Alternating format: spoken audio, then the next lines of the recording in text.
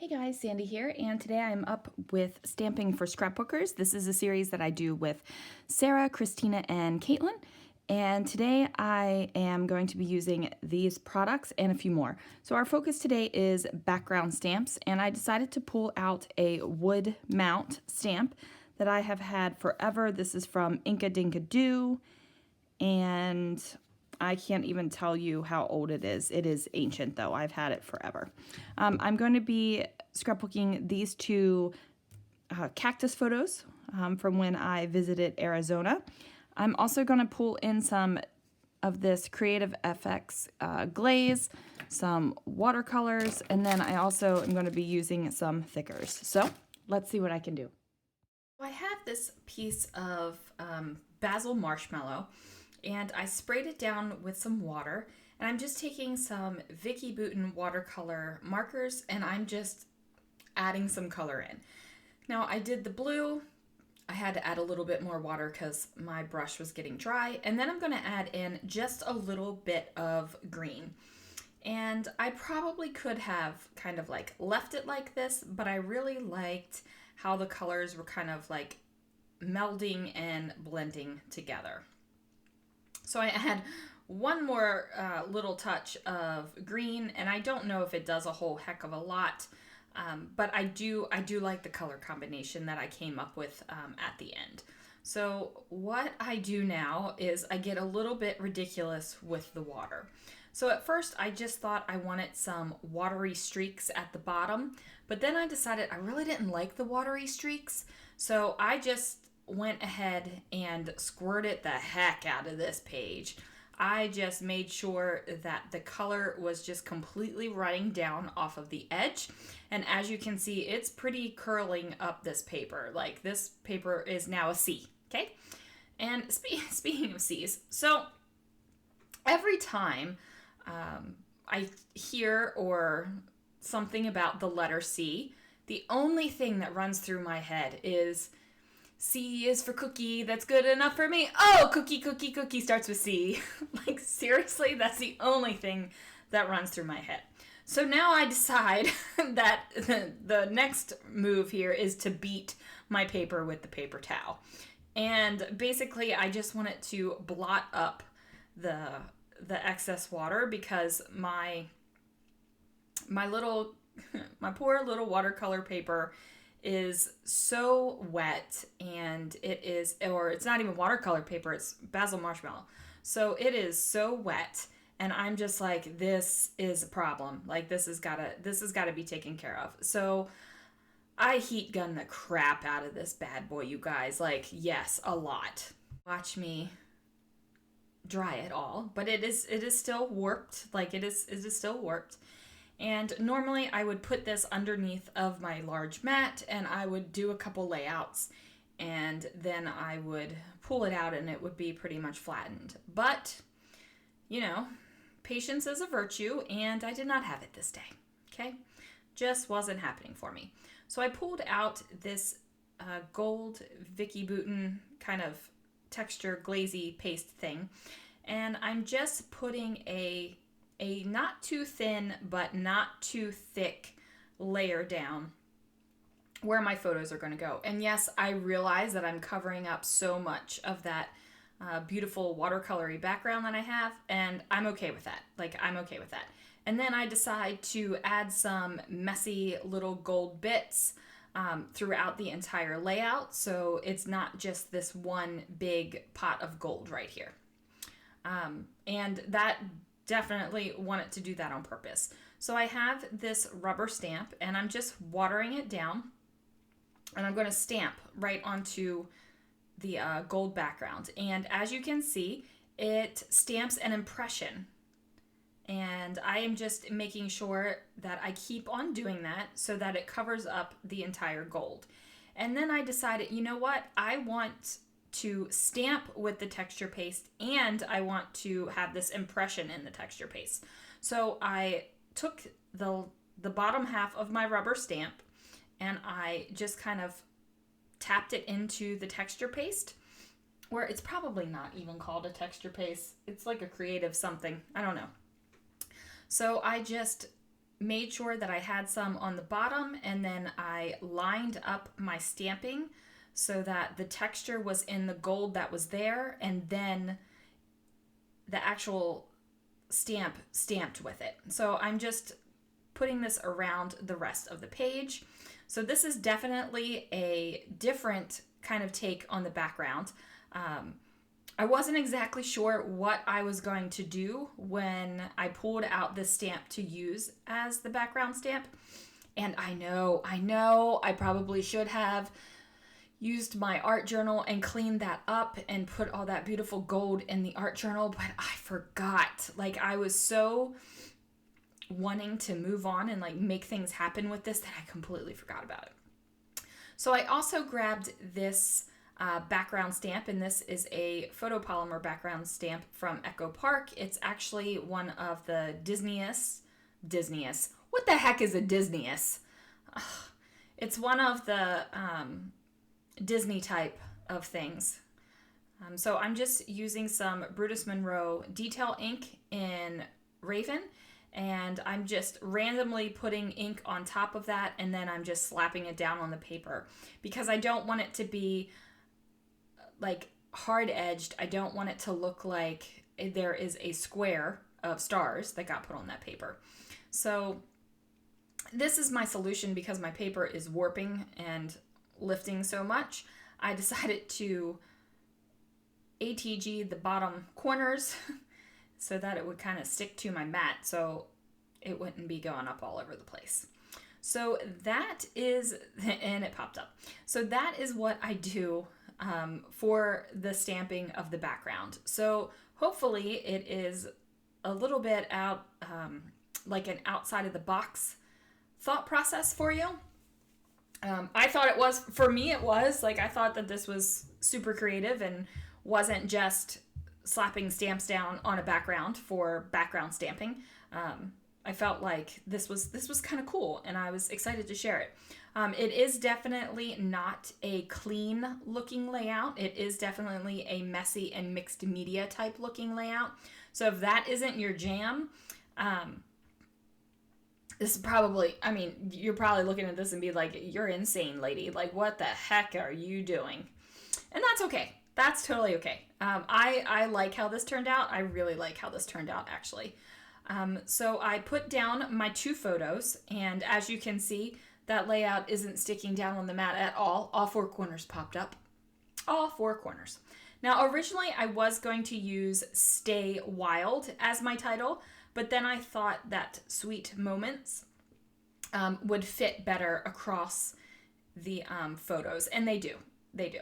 So I put it right on top of the photo, and I am not worried or scared that these cactus photos might one day get ruined. I mean, I'm slapping down paint and things like that in my album, so I'm not particularly concerned if I've got the thickers on top of my photo. There was a time in my scrapbooking where everything was acid and lignin free, and there was no metal in my album, and there was no this in my album, and there was no that in my album, and I was like, I have to be archival safe 100% of the time. And then I was just like, no, I just need to do what I want and have fun. So that's what I'm doing. I'm doing what I want and have fun. So I wanted to bring in a little bit of black because I did stamp the stars in the black ink. And the first thing I do is I try to use these little chipboard pieces that came on this Amy Tangerine thicker sheet. And I thought I would kind of fit them in on the diamond pattern, and I really do not like the way this looks. Like, you guys, I hate this. I knew that I didn't like it as I was doing it, and I don't know why. I just kept putting on the triangles. Like, what are you doing, Sandy? Like, why would you do this? And then I'm like, no. So I thought, okay, well, I want to do something with the black. Like, I want to have this kind of, like I would put a washi tape or a label. So I'm trying to think of that's kind of like the thing I'm going for. So I decide to move it up to the top, and I like that. I think it looks kind of cool. I know I'm going to layer something over top of it, so I'm good with it. Like, I'm like, this is turning out. This is working out. Like, you just keep going with your bad self, Sandy. So now I am just going to take the rest of the little triangles and I'm going to do it down here as well. And it kind of reminds me of like a wild animal safari.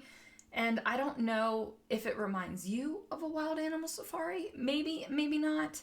But in my head, I was thinking safari, cactus, it all melded together in my head, like in this perfect little thing. So I'm just going with it. Now I pull out my flowers and I do keep my floral ephemera separate. I like dump it all in here because I really like mixing and matching my floral ephemera. I really like mixing and matching everything in my room. If we're being completely honest here, like I don't like scrapbooking with just one collection. Like if I feel very stifled when I have to use one specific set of products that are all meant to coordinate together. I love the fact that like they have put together the time and effort to make that coordination happen. Like I appreciate that, but I want to do what I want to do, and that's just the way it is. So I have these floral die cuts, and I just thought that they worked pretty well. They had the navy blue kind of color in them, and they were really the only floral die cuts that I had that had like kind of this navy thing. I thought I might have had some cactus die cuts, but I didn't. So we're just going with the florals. So I am just going to move these little triangles over a little bit and make the lines look a little bit longer. So basically I'm treating it like a label. When you cut a label and then you spread it, because you need it a little bit longer. So that's how these little black triangles are being treated. I grab some foam squares and I pop up the floral, and then I'm going to use my Nouveau Deluxe adhesive to go ahead and glue down the little triangles, because two things, okay? You guys already know the number one reason why I'm using the Nouveau Deluxe adhesive. That is because we are using American Craft stickers. And do American Craft stickers stick? No, they don't. They just never do. Ever. I mean, I even have some foam American Craft stickers that have fallen off the packaging. Foam ones, you guys. And usually we're like, yay, foam thickers, they rock. Well, you know what? Eventually they fall off the plastic too. So, number two reason why I am gluing these little suckers down is because they're going on top of paint and ink and all kinds of mixed media type stuff. And even if this was something that was sticky, I would add a little extra glue to it just because it is the mixed media and it tends to want to pop off a little bit quicker than if it did not have that extra glue. So I have my floral down. I have the little black things, the little black triangle things that are kind of working like label stickers right now. And then I pull out my Spiegelmom scrap sequins. These are March 2020 sequins, so I'm pretty sure you can still get them in the shop. They are Oceans of Color, and these are beautiful sequins, and I've probably gone through about half of the sequin pack already. So I am just using my wet glue here to go ahead and pop down some little dots of glue where I want the sequins to be. And I like this method because you can actually picture where the sequins are going to be. If you just went and did one sequin at a time, then you don't get to see like the full effect all at once. I am using my Crystal Katana jewel picker thing here. I really enjoy this one. I am just choosing two different types of the sequins. From the sequin pack, I'm doing the bright blue regular sequins, and I'm also doing kind of this yellowy, goldy, orangey kind of flower sequin. So I'm just making sure that I have a couple of the flower sequins in each cluster, or kind of like sequin spray that I have going on over here. Don't know exactly what to call this. What do you call it when you've got like this smattering of sequins? Because they're not really clustered. Maybe a sequin spray, a sequin spread, sequins all over the page. Like what are we calling this? I don't know what we're calling it. But yeah, So we're gonna go ahead and get those sequins down, and then I totally don't see the little glue dot by the S in Sweet Moment. So I put my sequins all back. And this little sequin dish, I love this sequin dish so much, you guys, so much. I got it when I was in Chicago with my friends on a scrappy retreat. So it was a super fun time. Now I thought about bringing in those gemstones, those gemstone brads, but ultimately I felt like that probably would have been one step too far.